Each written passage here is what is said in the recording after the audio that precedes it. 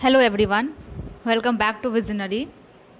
तो आज हम बात करेंगे जो आप सबके बीच सबसे इम्पॉर्टेंट एक वो होगा क्वेश्चन होगा कि हमें अरिथमेटिक हमारे लिए क्यों इम्पॉर्टेंट है।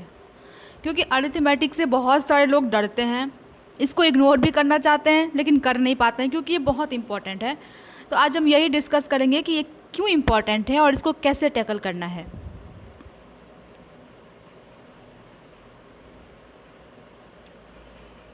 तो सबसे पहले हम आज बात करेंगे कि अरिथमेटिक हमारे लिए क्यों इम्पॉर्टेंट है और इसको हम टैकल कैसे कर सकते हैं। तो बहुत सारे लोगों को आप में से अरिथमेटिक बहुत ही ट्रिकी लगता होगा और कुछ लोगों को नहीं लगता होगा। तो मैं आपको एक चीज़ बताना चाहूँगी कि अरिथमेटिक डिफ़िकल्ट नहीं है। इनफैक्ट ये बहुत इंटरेस्टिंग है।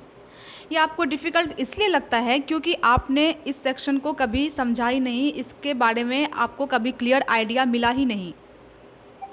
तो फिर पहले हम बात करते हैं कि ये इम्पोर्टेंट कैसे है, उसके बाद हम आगे बात करेंगे कि इसको पढ़ना कैसे है।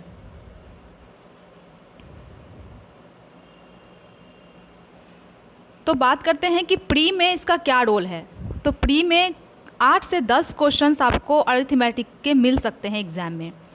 तो आप समझ सकते हैं कि इस सेक्शन को छोड़ना आपके लिए कितना रिस्की हो सकता है, क्योंकि ये आपके एग्ज़ाम में बहुत ही मेजर पार्ट प्ले करता है और आपका जो सिलेक्शन है उसको ये हैम्पर कर सकता है अगर आप इसको छोड़ने का रिस्क लेते हैं तो।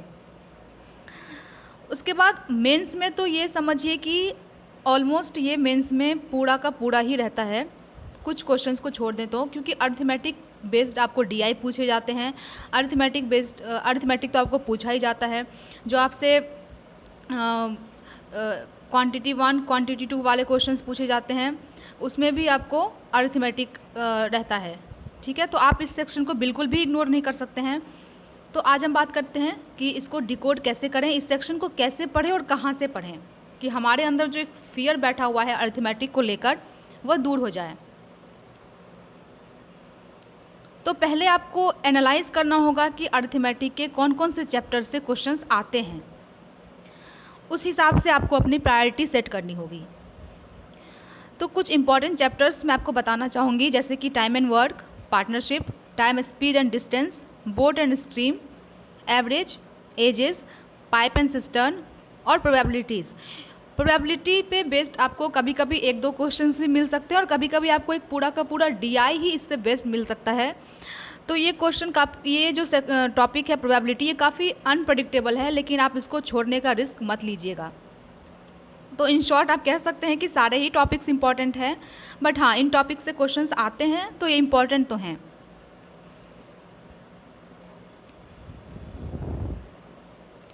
अब इनको पढ़ना कैसे है उसके लिए हम बात करते हैं। तो आप किसी भी YouTube चैनल को फॉलो कर सकते हैं। आपको जो भी YouTube चैनल सूट करता है, जिस भी टीचर से आपको समझ में आता है, उनसे आप पढ़ के अपना जो बेसिक है वो क्लियर कर सकते हैं।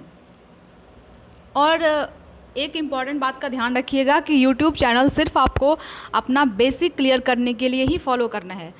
बस YouTube चैनल पे स्टिक नहीं होना है कि मतलब यहाँ पे जो पढ़ाया जाएगा हमें बस उतना ही पढ़ना है, ऐसा नहीं है।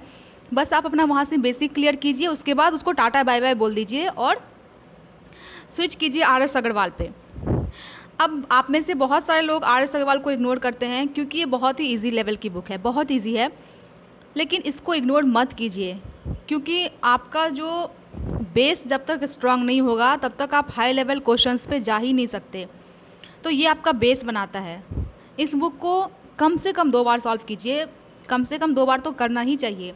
हो सकता है जब आप दूसरी बार इसको सॉल्व करेंगे तो आपको ये बहुत ही ज़्यादा बोरिंग लगेगा, क्योंकि ये बहुत इजी है तो ऑफकोर्स बोरिंग तो लगेगा। जब आपको ज़्यादा दिमाग अप्लाई नहीं करना पड़ेगा तो आपको बोरिंग लग सकता है, बट इसको सॉल्व करने के बाद आपका बेस पूरा क्लियर हो जाएगा। फिर आप मॉडरेट लेवल क्वेश्चंस पे स्विच कर सकते हैं, जिसके लिए मैं आपको कुछ रिलायबल वेबसाइट्स के नाम बता देती हूँ, जो है अफेयर्स क्लाउड और IBPS गाइड। यहाँ पे जाके आप मॉडरेट लेवल के क्वेश्चंस लगा सकते हैं, या फिर आप अड्डा की एक बुक आती है एस क्वांट करके, उसको भी सॉल्व कर सकते हैं। और अगर आपको सॉल्व करने में परेशानी हो रही है, आपका बेसिक क्लियर होने के बाद भी जो आपका क्वेश्चन है मॉडरेट लेवल का वो सॉल्व नहीं हो पा रहा है, तो घबराने की ज़रूरत नहीं है।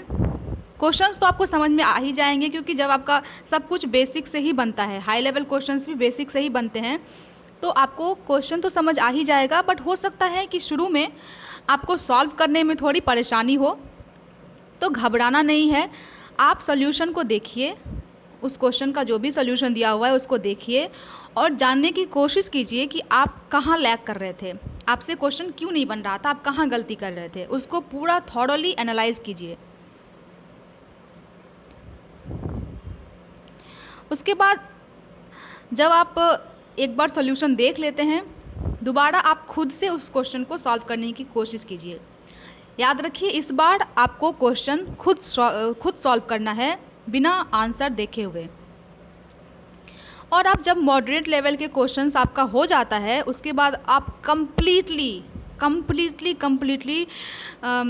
इन योर इंटायर प्रिपरेशन आप उस मॉक पे रिलाई कर सकते हैं। मॉक में आपको हाई लेवल के क्वेश्चंस मिल जाते हैं, मॉडरेट लेवल के भी मिल जाते हैं और इजी लेवल के भी मिल जाते हैं। लेकिन हाई लेवल क्वेश्चंस के लिए मॉक से बेटर इलाज, मॉक से बेटर सोल्यूशन कुछ हो ही नहीं सकता है। तो आपको मॉक लगाना कैसे है? तो आपको मॉक, वो 3 घंटे का अगर मॉक है तो आपको ऐसा नहीं है कि वो टाइम लिमिट के अंदर मॉक देना है, बिल्कुल भी नहीं। आप मॉक को सबमिट कर लीजिए, उसके बाद आप एक एक क्वेश्चन को सॉल्व कीजिए। चाहे जितना भी टाइम लगता है लगने दीजिए, 2 दिन भी लगता है तो कोई दिक्कत नहीं है, आप उसको थॉरोली सॉल्व कीजिए बिना एक भी क्वेश्चन को स्किप किए हुए। और ऐसा आप एग्ज़ाम से 1 महीने पहले तक कर सकते हैं। यकीन मानिए, इसको करते रहने से आपको सच में फील होगा कि कुछ मिरेकल हो रहा है, क्योंकि आपसे हाई लेवल अरिथमेटिक के क्वेश्चंस बनने लगेंगे। और अगर आपको कोई क्वेश्चन समझ नहीं आ रहा है तो ये नहीं कि एक बार पढ़ा समझ नहीं आया चलो सॉल्यूशन देखते हैं, ऐसे नहीं करना है। आपको कम से कम उसको 3-4 बार पढ़ना है जब तक कि आपको समझ में ना आए। और जब वो आपको क्वेश्चन समझ में आ जाएगा, आपको समझ में आ जाएगा कि क्वेश्चन का डिमांड क्या है, उसके बाद आप उसको सॉल्व करने की कोशिश कीजिए। लेकिन अगर आप सॉल्व नहीं कर पाते हैं 2-3 बार ट्राई करने के बाद भी, फिर आप सॉल्यूशन देखिए और उसमें अगर कुछ नया कॉन्सेप्ट था तो आप उसको एक जगह नोट डाउन कर लीजिए और बार बार उसको रिवाइज करते रहिए। इतना करिए, आपको खुद अपने आप में एक चेंज फील होगा। तो ऑल द बेस्ट, अच्छे से पढ़ते रहिए। और एक चीज़ याद रखिए कि कोई भी चैम्पियन तुरंत नहीं बनता। मतलब कितने सारे दिनों के जो काउंटलेस एफर्ट्स होते हैं ना, वो सब मिलके एक इंसान को चैम्पियन बनाते हैं। और अगर आपको कोई और भी क्वेश्चन पूछना है रिलेटेड टू अरिथमेटिक तो आप कमेंट सेक्शन में पूछ सकते हैं। और अगर आप किसी और टॉपिक पर या आपके मन में कोई और क्वेश्चन आ रहा है किसी टॉपिक को लेकर या कुछ भी, अगर आपके मन में कोई डाउट है रिगार्डिंग प्रिपरेशन, तो आप मुझे बोल सकते हैं, मैं आपको उस पर वीडियो प्रोवाइड कर दूँगी।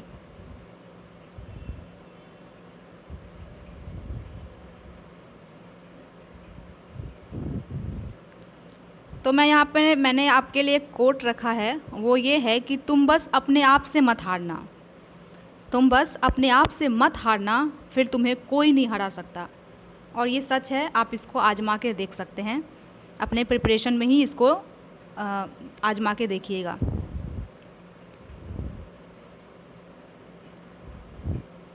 Thank you. अच्छे से पढ़िए बिना डर के, क्योंकि कोई भी सेक्शन ऐसा नहीं है कि आप नहीं कर सकते हैं। आप नहीं कर पा रहे हैं क्योंकि आप उस सेक्शन से भागते हैं, तो अब भागिए मत, इस चैलेंज को एक्सेप्ट कीजिए और जो भी सेक्शन आपका वीक है उस पर काम कीजिए। बाकी आपको गाइड करने के लिए मैं यहाँ पे हूँ। अगर आपको कोई भी डाउट होता है तो मुझे प्लीज़ कमेंट करके बताइएगा। हो सकता है मैं रेगुलर वीडियो ना डाल पाऊँ, क्योंकि बैंक से आने में कभी कभी लेट हो जाता है तो फिर मैं बना नहीं पाती हूँ, लेकिन मैं कोशिश करूँगी कि मैं आपके हर एक डाउट को एड्रेस करूँ। Thank you.